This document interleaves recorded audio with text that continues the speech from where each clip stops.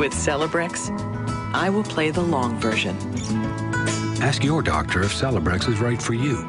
Any doctor can tell you about patients that come in with a list of medications that they want that clearly all came from advertisement that they see on TV. And if you watch the evening news, for example, it's all advertisement for prescription drugs. You often feel distracted, disorganized, restless, unable to finish things. Like the channel keeps changing in your mind and you can't control the remote. You guys have any thoughts? If you felt these symptoms your whole life, you may have adult ADD. So in other words, a person who is not yet a patient, who is actually feeling quite good, sits down to watch the evening news, and after seeing a few commercials, says to him or herself, I'm not quite as healthy as I thought. Got to remember that appointment tomorrow. Did I send the car payment? What made me volunteer for that assignment? Introducing Lunesta, a sleep aid that can give you and your restless mind the sleep you need. I can't help but think that there are millions of Americans who are taking drugs that they probably don't need and may be even harmful.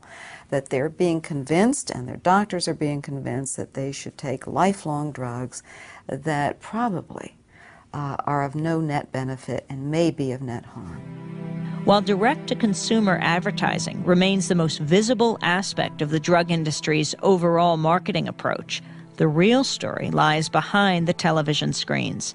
Invisible to most consumers, the majority of pharmaceutical promotion is still directed at medical professionals. Increasingly, drug companies are pushing their brands at medical conferences and in medical journals. In addition, there are close to 100,000 industry sales representatives who spend countless hours visiting hospitals and physicians' offices and leaving behind branded items to remind both doctor and patient who they are and what they're selling. No matter where you spend money in pharmaceutical promotion, whether it's within sample distribution, educational programming, non-educational programming, champagne, brunches, happy hours, New York jet tickets, no matter where you spend the money, you make money. And my boss always told me, don't worry about it. There'll always be more funding. Spend what you can. In fact, if I give you $100,000 to spend, Gene, I want you to spend $200,000. One of the biggest problems has been that nobody was talking about it, that the hidden curriculum was accepting all these gifts okay because the teachers and everybody else were doing it. But there was no other message, and what we've been trying to do now is to get medical schools to explicitly and formally in the curricula themselves in the medical schools to talk to students about this and discuss the ethical and professional issues involved. I think the public is becoming very disillusioned.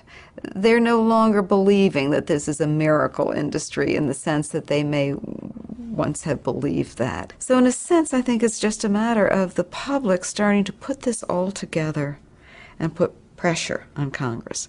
The influence of the industry on American medicine is far too extensive, and we've been naive about it.